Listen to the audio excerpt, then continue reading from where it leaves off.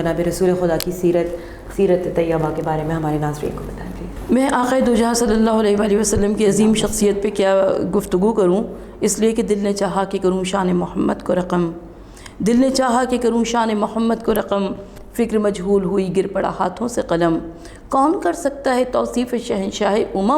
اور قاب قوسین کی منزل پہ گئے جس کے قدم، جس کو اللہ نے کونین کی شاہی دے دی، سنگریزوں نے نبوت کی گواہی دے دی۔ ہزاروں درود اور ہزاروں سلام ہمارا آقا دو جہاں صلی اللہ علیہ وآلہ وسلم کی عظیم شخصیت پر، جو کہ 17 ربیع الاول کو پیدا ہوئے۔ آقا صلی اللہ علیہ وآلہ وسلم کی ولادت بسعادت عالم انسانیت کی تقدیر بدل گئی، کائنات کی تقدیر بدل گئی، اس لیے کہ حضور نبی کریم صلی اللہ علیہ وآلہ وسلم وہ ہیں کہ جنہوں نے ہم تک اسلام کی روشنی پہنچائی، اسلام کا پیغام پہنچایا، پیغام وحدانیت کو پہنچایا۔ جب ہم دیکھتے ہیں کہ تمام انبیاء و مرسلین علیہ السلام کو پروردگار عالم نے کوئی نہ کوئی لقب، کوئی نہ کوئی خطاب، کوئی نہ کوئی ٹائٹل عطا کیا، کسی کو کلیم اللہ قرار دیا، کسی کو صفی اللہ، کسی کو نجی اللہ، حضرت عیسیٰ کو روح اللہ قرار دیا گیا، لیکن اللہ کے نبی صلی اللہ علیہ وآلہ وسلم وہ ہیں جنہیں حبیب اللہ، حبیب خدا کا درجہ، مقام اور مرتبہ عطا کیا۔ وہ دانائی سب الختم الرسول مولائے کل جس نے غبار راہ کو بخشا فروغ وادی سینہ، نگاہ عشق و مستی میں وہی اول وہی آخر، وہی قرآن وہی فرقان وہی یاسی وہی طہا۔ تو اللہ کے آخری نبی صلی اللہ علیہ وآلہ وسلم جنہوں نے 63 برس کی زندگی گزاری، 40 برس قبل از اعلان نبوت و رسالت اور 23 برس اعلان نبوت کے بعد، اور اس میں بھی مکی اور مدنی زندگی جس کو ہم 2 حصوں میں تقسیم کر سکتے ہیں۔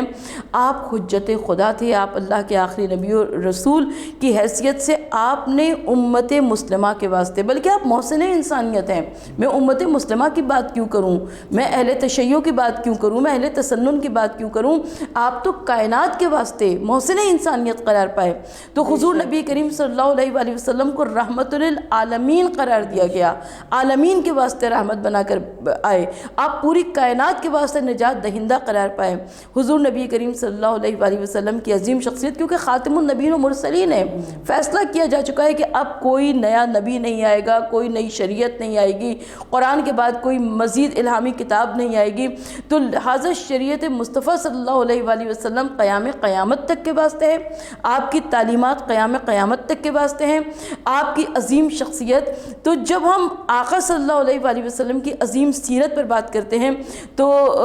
میں کس انداز سے بات کروں، کس طریقے سے بات کروں، میرے لیے سمجھنا بہت دشوار ہے، اس لیے کہ حضور نبی کریم صلی اللہ علیہ وآلہ وسلم، میں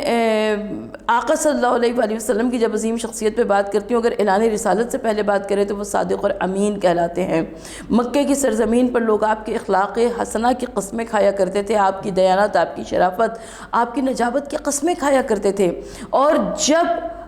آپ صلی اللہ علیہ وآلہ وسلم نے اعلان رسالت فرما دیا تو اب قرآن مجید میں پروردگار عالم آپ کی قسمیں کھا رہا ہے۔ کبھی یا ایھا المزمل کہہ کر مخاطب کیا گیا، کبھی مدثر کہہ کر مخاطب کیا گیا، کبھی یاسین کہہ کر مخاطب کیا گیا، کبھی طٰہٰ کہہ کر مخاطب کیا گیا، اور حضور نبی کریم صلی اللہ علیہ وآلہ وسلم کی عظیم شخصیت کو کائنات کے سامنے بیان کیا گیا۔